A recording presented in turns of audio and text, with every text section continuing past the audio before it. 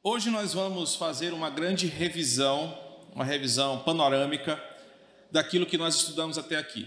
Toda exposição muito longa, esse estudo minucioso de um livro da Escritura, fomenta e levanta muitas dúvidas, algumas perguntas, ou que por causa da limitação de tempo não pôde ser mais trabalhada, ou porque são tantos assuntos, há uma riqueza de temas, que por vezes o professor, o expositor passa por cima.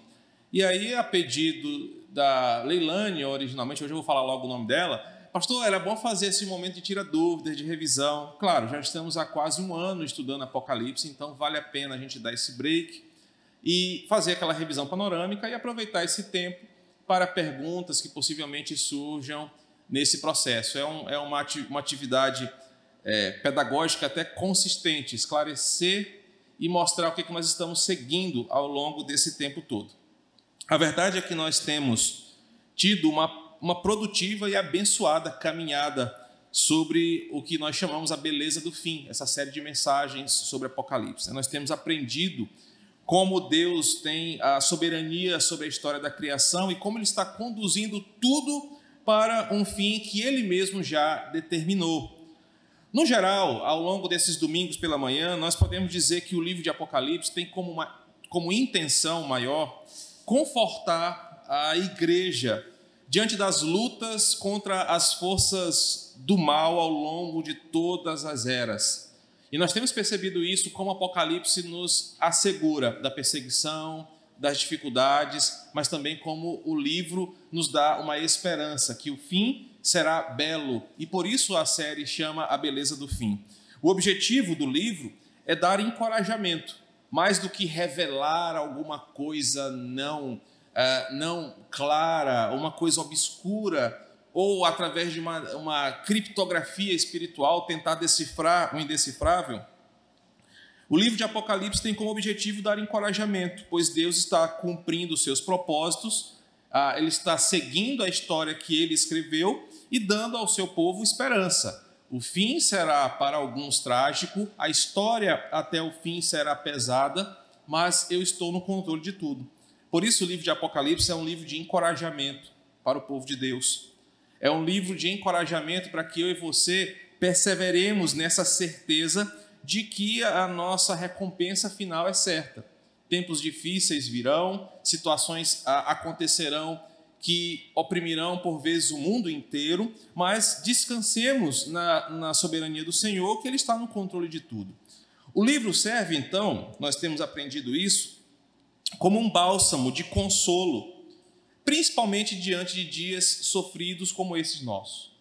O livro de Apocalipse é um livro que traz um refrigério para a alma que enfrenta calamidades, dores, perdas e por aí vai. A igreja que chora, que sofre e que por vezes morre e que é perseguida, o livro vai dizer que tem um final de vitória assegurado e isso ninguém pode tirar.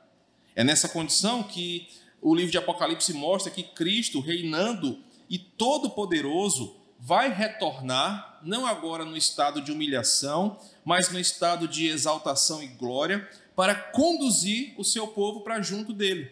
Por isso que o final do livro é o reencontro com o Senhor e a nova vida longe de todo o sofrer. Você pode conferir isso no capítulo 21, a partir do versículo 22. Então o livro é um alívio para almas perseguidas em todos os tempos.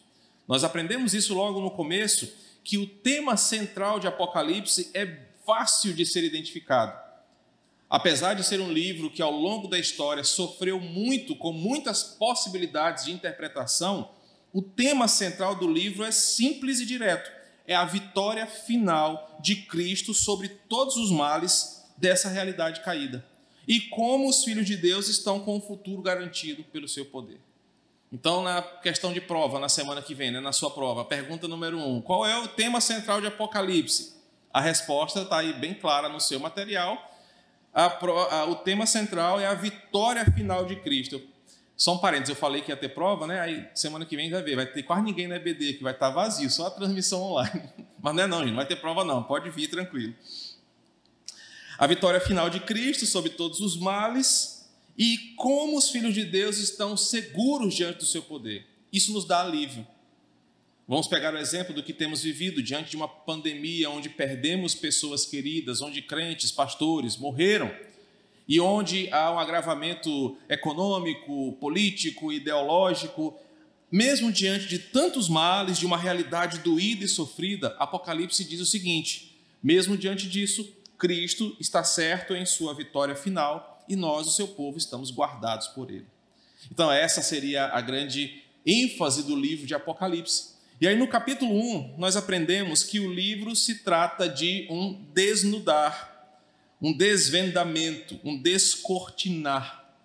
A palavra revelação, assim como começa o livro de Apocalipse, ela tem essa proposta de dizer que o que vai ser apresentado ali no capítulo 1 de Apocalipse é um descortinar do plano de Deus para a história da existência, que vai ser, assim como abrem-se as cortinas de uma peça teatral apresentada para João, para que João contemplasse e registrasse isso para a igreja.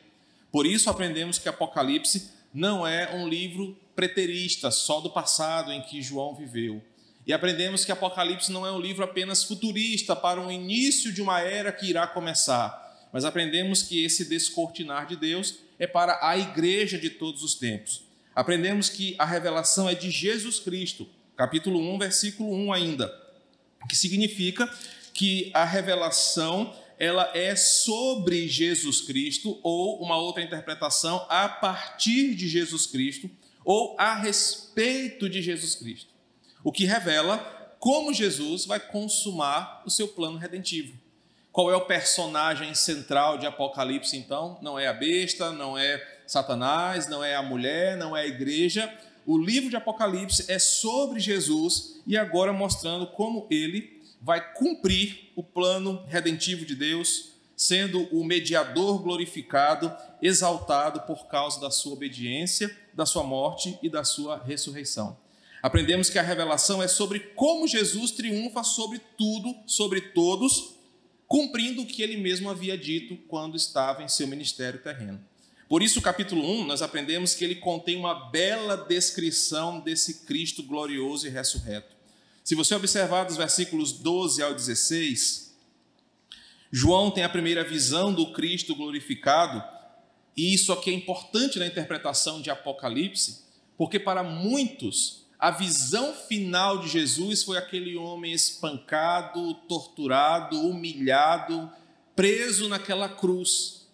João agora tem uma outra visão de Cristo, ele relata assim: voltei-me para ver quem falava comigo, e ao me voltar, vi 7 candelabros de ouro, e no meio dos candelabros, um semelhante ao Filho do Homem, com vestes talares e cingido à altura do peito com cinto de ouro.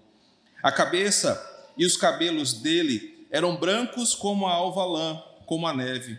Os seus olhos eram como chamas de fogo, os seus pés eram semelhantes a bronze polido, como que refinado numa fornalha. A sua voz era como de muitas águas, som de muitas águas. Na mão direita ele tinha 7 estrelas, e da sua boca saiu uma afiada espada de 2 gumes. O seu rosto brilhava como o sol na sua força.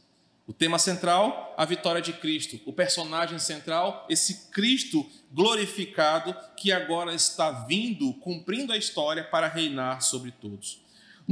Nos capítulos 2 e 3, nós aprendemos que a revelação de João serviria para todas as épocas. E aqui nós começamos a definir a linha de interpretação que temos para esse livro. Ele apresenta um texto que serve para todas as épocas enquanto a igreja não se encontrar com Jesus. Por isso, ele apresenta uma possibilidade, uma apresentação histórica para as igrejas da época do apóstolo, da época em que João estava vivo, mas também com direcionamento para toda a igreja entre o período da ressurreição e do retorno de Cristo. O conteúdo do capítulo 2 e do capítulo 3 são cartas para 7 igrejas, uma carta para cada igreja, falando sobre diferentes situações e de diferentes igrejas que serão representadas aqui ao longo dos tempos nesse mundo caído.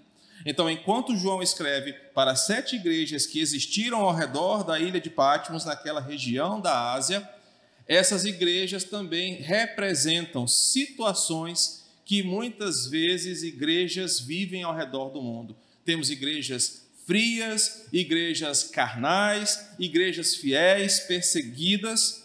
Por isso que a ideia é que o livro serve para todas as igrejas. O restante de Apocalipse, fora do ambiente das cartas, eu apresentei isso aqui, é, em certa medida, uma explicação mais detalhada, através de fatos e símbolos, que aquelas igrejas vão viver. Por exemplo, a perseguição que a igreja sofria, agora é explicada por João a partir do capítulo 12, que é uma perseguição espiritual, cujo Satanás é o grande personagem perseguidor. Então, esses termos como segunda morte, estrela da manhã, comer da árvore da vida, ao que vencer, são exemplos de termos que vão sendo explicados no livro para que você entenda a sua origem. Através das 7 cartas, nós entendemos que o restante do livro se repete em explicações. Observamos também que a ideia das 7 igrejas mostra como Cristo está atento a todo o seu povo, independente do cenário. E ele está com o seu povo participando, por vezes como um juiz e por vezes como um consolador. Aprendemos isso nas 7 cartas. Aqueles irmãos que estão sofrendo, como os nossos irmãos da igreja perseguida, é na força de Cristo e do seu Santo Espírito que ele está ali consolando e incentivando-os a continuar. Quando uma das cartas às 7 igrejas fala sobre perseverança, é o próprio Cristo que está ali. Mas, por vezes, Cristo está exortando a sua igreja: arrependam-se, voltem ao primeiro amor. E essas igrejas, nós aprendemos, é um detalhe importante nessa revisão, estão divididas em 3 grupos. Isso é um detalhe importante nos capítulos 2 e 3.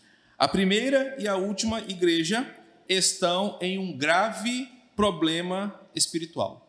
Depois você pode reler as cartas, né? Elas são exortadas a arrependerem-se para evitar o juízo e assim viverem uma fé verdadeira. As 3 igrejas no meio têm, em graus variados, crentes fiéis e outros meio mundanos ali. Apenas a 2ª e a 6ª igreja mostram-se fiéis diante das perseguições.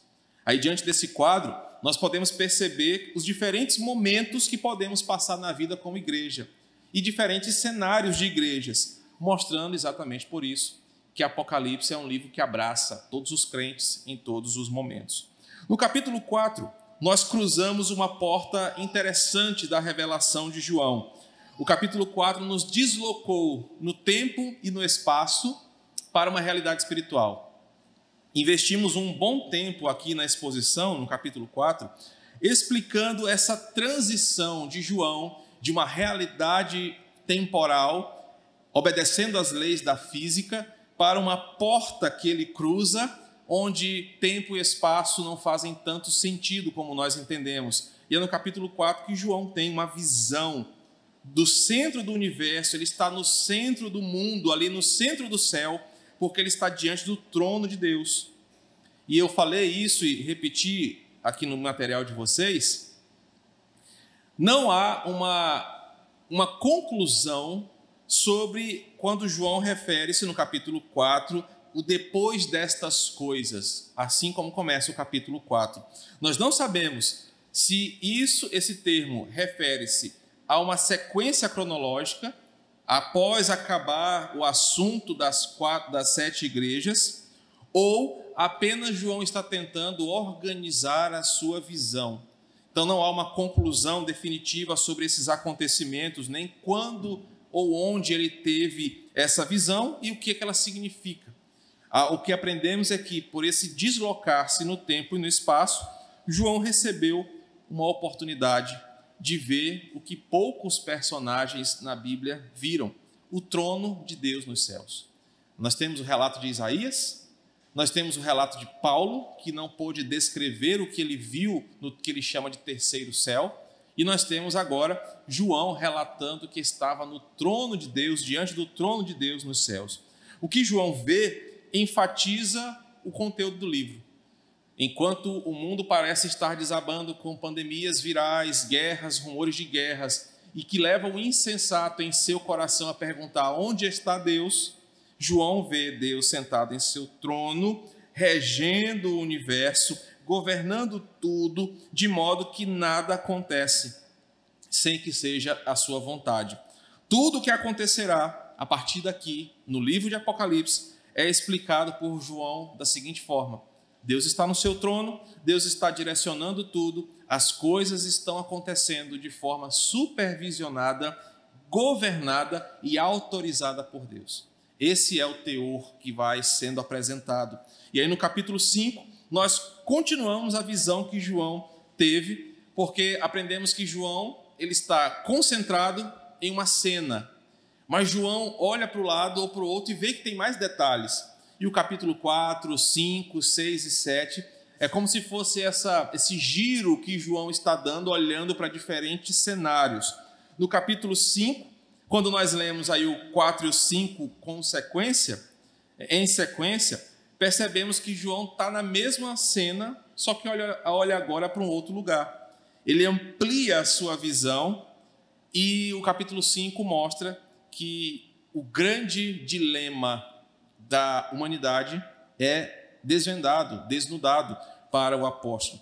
Nesse capítulo, João contempla a glória de Cristo, confirmando que o seu nome, que está acima de todo nome, é o único digno de executar o plano de Deus para a consumação de tudo.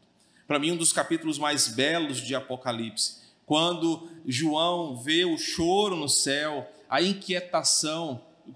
quando João vê a inquietação nos céus sobre quem pode abrir o livro e quebrar os selos, e de repente há uma adoração no versículo 12 sobre a dignidade de Cristo em consumar a história.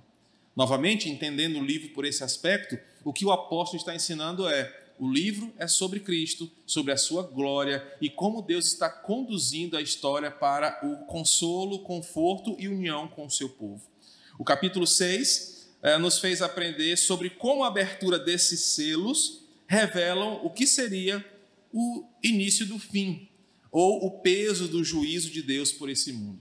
Se não me falha a memória, e ela costuma não falhar, foi nesse capítulo que eu trouxe uma diferença entre os juízos parciais de Deus na história e o juízo final, que Deus está executando a sua ira, conforme Romanos diz, desde que a queda ocorreu, através de juízos parciais. E até reforcei isso no livro de Abacuque. E como essa abertura dos selos são juízos parciais de Deus que apontam para o grande juízo final. Então, o capítulo 6 mostra que essa abertura, essa quebra dos selos, é o início desse executar do plano de Deus para o fim. Um a um, Cristo vai rompendo os selos e a cada selo rompido, um novo evento se manifesta. Os 4 primeiros selos mostram como essa autoridade estende-se até mesmo sobre situações de sofrimentos, enviados pela mão de Deus para purificar os seus santos e punir os incrédulos. Nós aprendemos que os 4 primeiros selos, que falam sobre doenças, sobre perseguição, morte e dor, servem para Deus, para ao mesmo tempo purificar a sua igreja, punir os incrédulos e cumprir o seu fim. O 5º selo mostra o clamor dos santos que sofreram na mão das perseguições, das guerras, das dores, nas mãos dos cavaleiros. E o 6º selo mostra o terror do juízo divino sobre os incrédulos. E nós investimos um bom tempo explicando o 6º selo e como será terrível para o ímpio o dia do Senhor, como será pesado para ele, a ponto de no verso 16 do capítulo 6, os ímpios pedirem que as montanhas caiam sobre eles para se esconderem da face da ira de Deus, mas não haverá esconderijo para o ímpio quando Deus decidir, então, executar o seu juízo. A proposta do capítulo 6 é mostrar que tudo o que acontece está sujeito à autoridade de Cristo. Cristo domina sobre todos os eventos da história, mesmo quando parece que não tem explicação.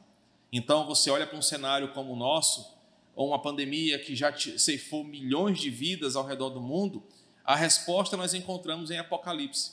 Deus está apenas executando à sua maneira, com sua soberania, o propósito final para a conclusão da história. E em Abacuque nós estamos aprendendo.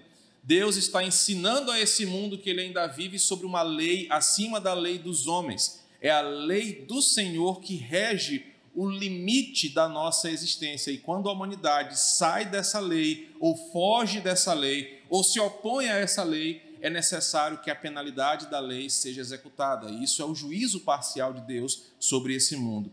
Ao invés de fazer de Deus um ser carrasco ou indiferente, faz de Deus um Deus justo, que cobra a sua lei através da obediência e as bênçãos, e a desobediência com o peso do seu juízo. É um mundo onde ele faz caminhar a partir da sua decisão, e essa decisão foi compartilhada com o mundo. Por isso desconstrói o argumento de que Deus é um Deus mau, um Deus indiferente, porque ele revelou a esse mundo: a obediência traria bênção, a afronta traria a sua mão pesada. A humanidade decide pela afronta. E quando a mão pesada de Deus vem, a humanidade quer questionar o caráter de Deus. Por isso é a incoerência do argumento daqueles que não temem ao Senhor ou que querem se voltar contra Deus diante da crise e da calamidade. Deus não fez nada escondido. Desde os antigos tempos, os seus profetas alertaram sobre o juízo de Deus. E, por vezes, a humanidade precisa dessa correção através dos juízos parciais de Deus. Caminhamos um pouco no capítulo 6 e falamos mais sobre esse relato que João está apresentando aqui através dos selos. Não deve ser interpretado como uma sequência histórica, como algumas linhas de interpretação o fazem, achando que o sexto selo já aconteceu, o terceiro selo já aconteceu, o quarto selo foi do século tal ao século tal. A intenção de João não é isso, é só mostrar como Deus tem conduzido os momentos da história. Olhando para o capítulo 7, nós percebemos que ele nos apresentou o que acontece ou acontecerá com o povo de Deus enquanto os inimigos estão provando o peso da ira de Deus. E mostramos aqui que, de novo, João faz um paralelo. Por isso a expressão depois disto. O que João dá a entender é: enquanto os ímpios estão sofrendo o peso do sexto selo, lá no céu, os santos de Deus, que foram poupados desse peso da ira, participam de uma experiência de louvor e adoração ao seu Salvador. O capítulo 7 talvez seja o capítulo mais belo. Acho que eu vou repetir isso várias vezes, né? Porque já falei do 5, agora já é o 7, porque é muita coisa interessante, cada um com a sua beleza. Porque é um capítulo inteiro dedicado a esse paralelo, dizendo o seguinte: enquanto os ímpios sofrem pela desobediência, a igreja perseverante e fiel adora ao Senhor em um culto nos céus, regado a louvor que era entoado por todos, um santo coral que se reúne em adoração e que celebra o Cordeiro. Nós somos lembrados que no nosso lar celestial, finalmente lá, não haverá fome, sede, dor, lágrimas ou sofrimento. Nós estaremos em adoração ao Cordeiro, livre de todas essas coisas que tanto nos afligem nessa vida. O capítulo 7 diz o seguinte: muitos crentes vão morrer, vão sofrer as dores desse mundo, uns vão morrer pelas enfermidades, outros vão morrer pelas perseguições, o mundo se levantará contra a igreja, mas esses santos serão poupados da ira vindoura e serão agora em Deus coroados nesse momento de adoração ao Cordeiro. O capítulo 8 revelou para nós uma cena muito importante, a abertura do último selo. Um dos assuntos muito regulares no livro de Apocalipse é como será o último selo. Muita gente fala sobre isso. E fica registrado aqui que Apocalipse tem uns trechos que são assim universais, né? Todo mundo quer saber quem é o anticristo, quem é a besta que usa, né, o vermelho e preto lá, o listrado, quem é o que significa o número 666 e como é que é o último selo. E aí o capítulo 8 nos explica isso, né? Já falamos que a pausa entre o sexto e o sétimo selo deu espaço para o refrigério. É o capítulo 7, quando João vê o céu. Mas no capítulo 8, é agora aberto o último selo. E esse selo traz acontecimentos importantíssimos para a beleza do fim. E só para refrescar a sua memória, o que eu expliquei foi: o último selo, ele é aberto e inaugura mais um passo para o fim. Imagine-se numa escada, você vai descendo ou subindo um degrau, e agora João dá um outro passo. O último selo desvenda mais um detalhe do fim que se aproxima. Por isso que as 7 trombetas são tocadas no 7º selo. As trombetas, como nas culturas antigas, são anúncio de alguma coisa que estava chegando. Se você gosta de assistir séries como Vikings, Game of Thrones, Hobbit, o filme do Hobbit, você vê que quando vinha uma cavalgada real, era anunciado dos portões da cidade com trombetas, anunciando que estava acontecendo alguma coisa. Geralmente os arautos do rei desciam correndo das torres gritando: o rei fulano está chegando, o rei está vindo, está acontecendo alguma coisa. As 7 trombetas são esse anúncio do juízo de Deus ao mundo ímpio, que vai culminar no juízo final. A cada trombeta tocada, o juízo de Deus vem cada vez mais próximo. E eu apresentei para vocês uma teoria que você vai encontrar quem a aceite e quem a refute. E aqui você fica com essa liberdade. A teoria é de que Deus está usando elementos da natureza para anunciar o mal maior que virá da sua parte. E eu apresentei pelas repetidas vezes que a Bíblia traz terremotos, tsunamis, chuvas de meteoritos, intoxicação das águas, intoxicação dos rios, das fontes de águas, como um juízo parcial. E o capítulo 8 nos mostra isso nas trombetas, como que Deus está usando as forças naturais para começar o seu juízo. O capítulo 9 anuncia outras 2 trombetas, diferente das outras anteriores, porque nas anteriores o mundo ímpio sofre pelas causas naturais. Lembram? Depois você pode ler. São terremotos, são situações de escassez de água, do ar poluído pela fumaça produzida pela queda de asteroides. Só que no capítulo 9, nós percebemos que agora o flagelo para os ímpios não é mais natural, mas é agora emocional e espiritual. O capítulo 9 nos mostra 2 trombetas que descrevem forças demoníacas que são soltas para atormentar os homens. Principalmente no versículo 2 do capítulo 9, por favor, Brian, que não trouxe bolo de aniversário para o seu pastor, só um detalhe, ele abriu o poço do abismo, e desse poço, desse abismo, desse buraco aí, fluem seres espirituais que vão atormentar as pessoas, no versículo 11. Literalmente, o capítulo 9 mostra uma situação, uma descrição infernal, tanto dos seres perseguidores, quanto do que vai ser a vida aqui para aqueles que sofrerem esse flagelo. No capítulo 10, nós lemos sobre um paralelo do que está acontecendo. E João faz muito isso para nosso descanso. Enquanto o ímpio está sofrendo aquela dor, aquele sofrimento infernal, ele vai dizer que os santos, estão numa outra realidade. Nós aprendemos que no capítulo 7, enquanto o mundo está sofrendo com juízo, os ímpios estão sofrendo o peso da ira, os salvos, os santos, estão em adoração ao Senhor.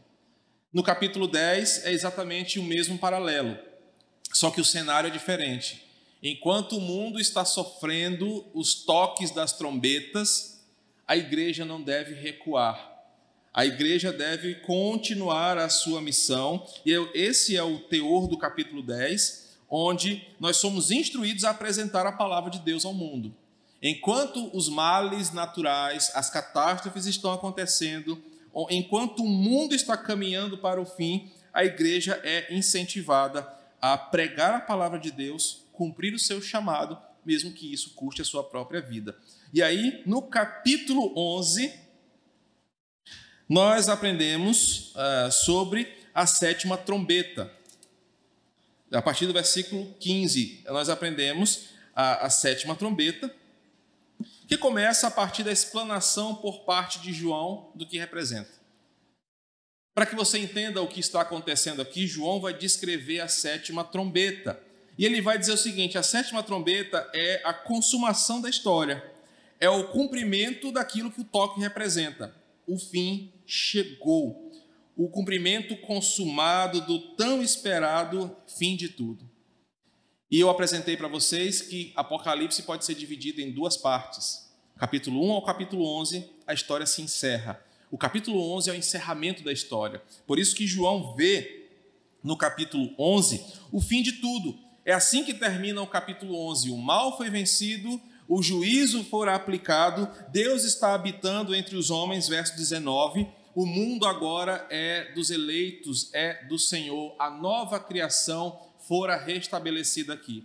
E agora, do capítulo 12 até o final, João vai repetir a mesma história e, principalmente no que se trata do fim, os capítulos 20 ao 22 dão mais detalhes. Então, o que nós aprendemos? O Apocalipse pode ser dividido assim, do 1 ao 11. João conta a história como um todo. O capítulo 11 é o final, que vai ser repetido e explicado com mais detalhes lá nos capítulos 20 ao 22. João fez mais ou menos o que eu estou fazendo aqui. Ele explicou uma história e agora ele vai começar de novo essa história, dando mais detalhes, explicando com mais clareza, para que nós fiquemos ainda mais apaixonados pelo livro de Apocalipse. A beleza do fim já foi em parte revelada para a sua igreja. Essa frase que eu coloquei no material de vocês pode ser questão de prova também. João já diz no capítulo 11 o fim glorioso que nos aguarda. Nós vamos ter Deus entre os homens novamente. O santuário de Deus será de novo o seu habitat de relacionamento com os homens, uma vez que os ímpios já foram punidos, já foram derrotados, o mal já foi extirpado, Deus está entre os homens. João, agora no capítulo 12, vai nos levar a uma nova visão. E aí agora João vai dizer o seguinte: o que eu falei do capítulo 1 ao 11, Deus me mostrou com mais detalhes. E João vai explicar com novos exemplos, novas visões, o que acontece com a igreja entre a ressurreição e a volta de Cristo. O capítulo 12 começa uma nova visão, que agora dá nome aos bois, vamos falar num bom português. Quem é que vai perseguir a igreja? Pode ter ficado essa pergunta. Deus vai usar um governante? Deus vai usar uma religião? Deus vai usar o quê? O capítulo 12 começa: quem persegue a igreja é a antiga serpente, é o dragão. João vai dar nome àquele que se levanta contra a igreja. Então ele vai nos mostrar no capítulo 12 o principal personagem que será o grande opositor da igreja, o dragão, Satanás. E dos capítulos 12 em diante, nós aprendemos que João vai dizer, ele não está sozinho, ele está usando os seus colaboradores. Vai surgir uma besta, surge outra, vai surgir um falso profeta, vão surgir poderes que se levantam contra a igreja. O capítulo 12 é essa explicação sobre como o diabo é a origem mais profunda do mal e da perseguição contra a igreja. Ele é a personificação que causa os sofrimentos, as dores, perseguições, angústias e toda a sorte de mal contra os eleitos de Deus. E por fim, no capítulo 13, nós aprendemos que João continua tendo essa visão e descrevendo um novo cenário. Satanás vai usar a idolatria e a perseguição para desanimar a igreja. E qual é o perigo? É discernir a falsidade da idolatria, não participar da falsa adoração e não se render ao dragão. Aí esse capítulo mostra que os propósitos de Satanás começam por guerrear contra o povo de Deus por meio da besta, que nós vamos aprender que ela vai agir como um anticristo. E eu defendo a outra a minha outra abordagem, o anticristo não é uma pessoa, embora Paulo chame de o homem da iniquidade. Uma tradução possível é a humanidade unificada em um fim iníquo, em um propósito iníquo. E aqui João apresenta isso. Satanás vai levantar uma primeira besta, que representam os poderes governamentais reunidos com um só propósito: falar blasfêmias contra Deus. E, por vezes, apertando a igreja para que ela se acovarde. A mensagem de alerta está nos versículos 9 e 10, quando João fala: olha, nós precisamos ser fiéis e perseverantes, porque é para isso que nós fomos chamados. Quem estiver aqui para o cativeiro vai, quem for morto pela espada vai, mas é aqui que está a perseverança e a fidelidade, quando mesmo diante da morte não desanimamos. Satanás não se cansa e levanta uma outra besta, do versículo 11 até o 18, não mais uma besta afrontosa pela perseguição, mas essa besta um pouco mais sutil, que não esbanja tanta violência, arrogância, mas ela vem através do engano, da falsidade dos argumentos, das heresias, das falsas religiões. Mas percebam que as duas se unem em uma tarefa anticristã para destruir a igreja. E é assim que o livro nos leva a entender o capítulo 13. Concluindo, temos tido uma jornada até aqui que nos enche de muita esperança. Estamos percebendo como Cristo nos preparou para o que está acontecendo. Cristo preparou a sua igreja para enfrentar os dias difíceis. E isso reforça uma abordagem apostólica do apóstolo Paulo. Olha, sede sóbrios. João fala isso também. Sede sóbrios. Aprendam a discernir os tempos. Cristo preparou a sua igreja para esses dias difíceis. Até aqui nós vimos como teremos dores, lutas e aflições nesse mundo. Como hostes espirituais e poderes humanos se reunirão para tentar atrapalhar a vida da igreja, para tentar atrapalhar que eu e você voltemos para casa com o Senhor. Mas aprendemos também em Apocalipse que essa revelação de João serve como um bálsamo. Por mais que o mal tire a minha própria vida, por mais que as tragédias, as calamidades do mundo caído tirem a minha vida, eu tenho um final assegurado com o Senhor. E esse final é o que deu início e tema a esta série. É um final que apresenta a beleza do fim. Esse foi um resumo panorâmico do que nós vimos até aqui, para que você refrescasse a sua memória e entendesse a sequência que estamos apresentando. Ainda temos uma longa jornada, estamos no capítulo 14, temos muitos assuntos ainda a desvendar, porque nós vamos continuar nessa sequência e faremos uma outra revisão apenas quando concluirmos o capítulo 22. Vamos orar então, vamos encerrar a nossa EBD. Deus, obrigado, Pai, porque a Tua palavra, de fato, ela é lâmpada para os nossos pés, ela ilumina o nosso caminho, a nossa vida, e por isso somos alegres, porque o Senhor é bom, tem cuidado de nós. Deus, eu peço que em Tua infinita misericórdia, o Senhor continue a nos encher o coração de alegria quando abrimos a Tua palavra para estudar, e apliquemos os Teus ensinamentos no nosso cotidiano, no nosso dia a dia. O Senhor é bom, tem cuidado de nós e a Tua palavra é a prova disso.